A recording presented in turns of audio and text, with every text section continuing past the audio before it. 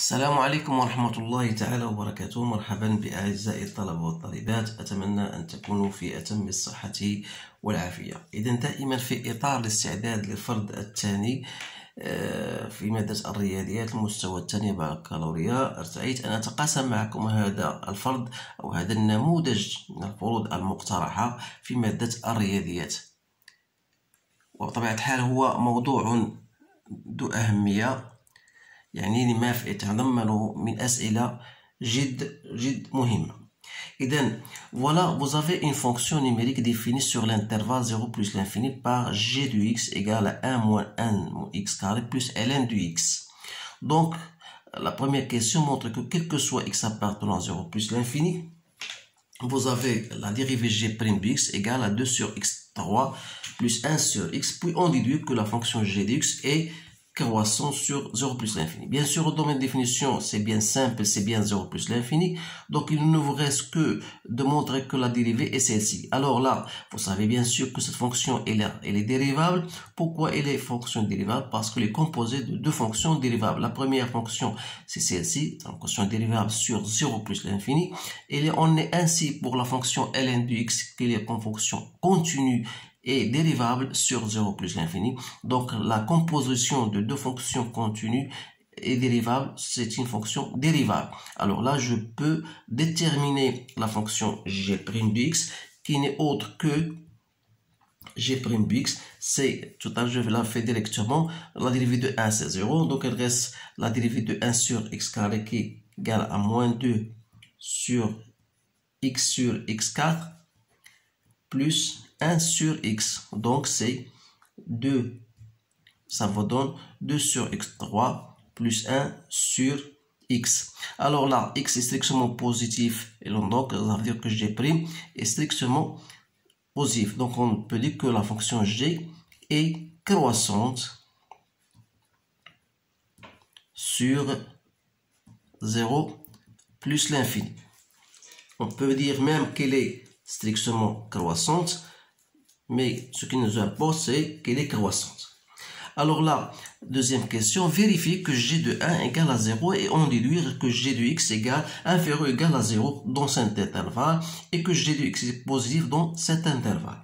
Là, vous remarquez que g de 1, lorsque vous remplacez par 1, g de 1 égale à 0. Donc, si vous essayez, pour bien comprendre cela, si vous essayez de tracer ou bien de dresser le tableau de variation de la fonction g de x. Alors là, comme il était défini sur 0 plus l'infini, vous remarquez que g de 1 égale à 0. Alors là, qu'est-ce qu'on a? On a dit que la fonction, elle est croissante. Donc, la fonction est croissante et g de 1 égale à 0. Alors là, pour les éléments, ça veut dire que quel que soit x appartenant à 0, 1, qu'est-ce que vous remarquez? Que g de x est inférieur ou égal à g de 1. C'est-à-dire que g de x est inférieur à 0. Alors là, g de x est inférieur à 0, c'est bien dans l'intervalle 0, 1. Il en est de même, quel que soit x appartenant à 1, cette fois-ci à 1 plus l'infini. Donc, g de x, comment elle est? Elle est supérieure ou égale à g de 1. C'est-à-dire que g de x est supérieur à 0. Donc, voilà la réponse à cette question. Pourquoi c'est la première question? Ça appartient à la première partie. Donc, c'est une fonction, ou bien c'est une conclusion qui est très intéressante et qu'on va utiliser par la suite dans la seconde partie. Maintenant, on considère la fonction définie sur l'intervalle par f de x 1 plus ln de x au carré plus 1 sur x carré. Voilà, c'est le f, c'est courbe représentatif. Donc, on vous dit, montrer que limite de f de x lorsqu'il tend vers 0 plus l'infini égale à plus l'infini. Alors là, qu'est-ce qu'on a? Limite de f de x lorsqu'il tend vers 0 plus n'est autre que la limite de 1 plus ln de x au carré plus 1 sur x au carré. Lorsqu'il tend vers 0 plus. Alors là, vous savez que la limite de ln du x lorsque x tend vers 0 plus, c'est moins l'infini. Donc, moins l'infini au carré. Lorsque tend vers 0 plus, c'est plus l'infini. Donc, plus l'infini, c'est bien plus l'infini. Donc, vous pouvez le mentionner que la limite de ln du x lorsque x tend vers 0 plus égale à moins l'infini. Calculer la limite, donc qu'est-ce qu'on interprète géométriquement? Donc lorsque la limite de x, f de x lorsque tend vers 0 plus égale plus l'infini, on peut dire dans ce cas que c de f, il admet une asymptote verticale de l'équation x égale à 0. Maintenant, montrer que la limite de f de x lorsque x tend vers plus l'infini, donc c'est quoi? C'est la limite 1 plus ln de x au carré plus 1 sur x au carré. C'est plus facile. La limite de ln de x lorsque x tend vers plus l'infini, c'est plus l'infini. Donc plus l'infini au carré, c'est plus l'infini. Alors que la limite de ça, c'est 0. Donc il reste plus l'infini. Donc pas de problème. Montrer que la limite de 1 plus 1 au carré sur x égale à 0. Donc là, limite de 1 plus ln de x au carré sur x, c'est quoi? Donc, c'est toujours une forme indéterminée, mais il faut chercher un astuce pour déterminer cette limite. Donc, vous pouvez remarquer que c'est quoi? C'est la limite, lorsque x tend vers plus l'infini, de 1 sur x. Je peux la mettre comme ça. Ça, c'est une donc vous pouvez mettre au carré, donc ça vous donne 2 ln de x, je divise par x, plus ln au carré de x sur x. Alors là, limite de ça plus l'infini c'est 0, la limite de ça c'est 0, donc il me reste de chercher cette limite là. Donc la limite lorsque x tend vers plus l'infini de ln au carré de x sur x n'est autre que la limite lorsque x tend vers plus l'infini. Je peux la mettre de la forme suivante: racine de x au carré. C'est la limite lorsque x tend vers plus l'infini de ln. X c'est quoi? C'est racine de x au carré sur racine de x, le tout au carré. Donc ça, c'est 2 ln, puisque x est positif. 2 au carré, ça donne quoi? Ça donne 4 ln de racine de x sur racine de x au carré. C'est toujours, je cherche la limite de ça, lorsque tend vers plus l'infini. Donc si je pose racine de x égale à t, ça me donne la limite lorsque x t, lorsque t tend vers x tend vers plus l'infini, t tend vers plus l'infini, ça reste quoi? 4 ln de t sur t au carré, donc c'est bien égal à 0. Donc, et par suite, la limite de f de x sur x lorsque x tend vers plus l'infini, donc c'est quoi? C'est la limite lorsque x tend vers plus l'infini de 1 plus ln de x au carré sur x plus 1 sur x au carré, donc c'est bien égal à 0. Alors là, limite de f de x sur x égale à 0, donc on doit mettre une conclusion. Cette conclusion, c'est la question qui suit: déterminer la branche infinie. Donc, qu'est-ce qu'on va dire? Donc, c de f admet une branche parabolique de direction OX. Maintenant, montrer que la dérivée de f de x égale à ça. Donc, f' de x n'est autre que 2, 1 plus ln de x, fois la dérivée de ln de x, qui est 1 sur x, moins 2x sur x².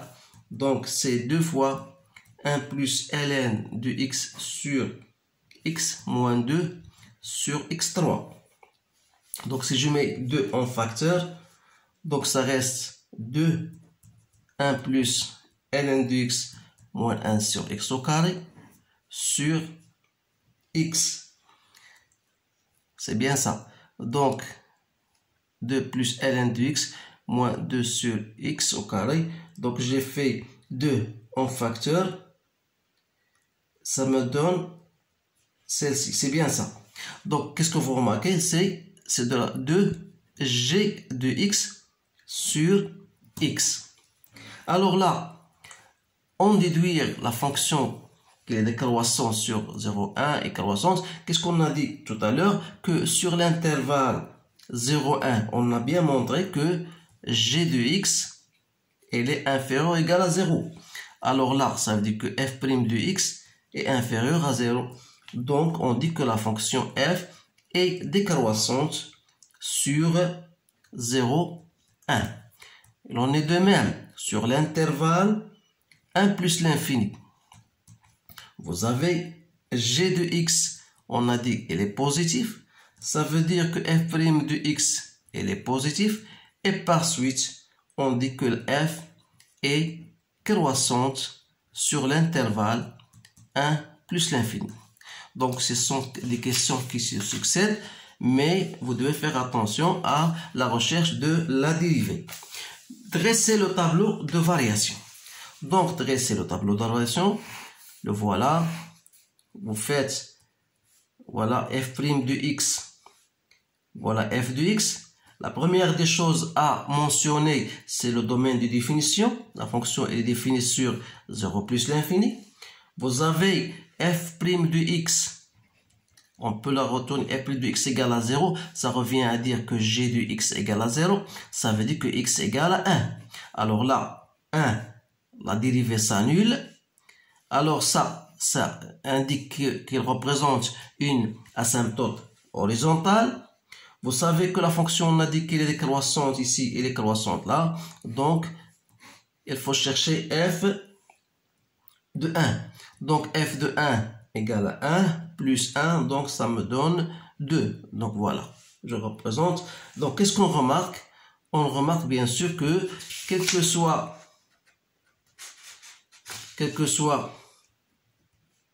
x appartenant à 0 plus l'infini, on remarque que f de x, il est supérieur ou égal à f de 1. C'est-à-dire que f de x est supérieur à 2. Donc ça, c'est un minimum pour la fonction f.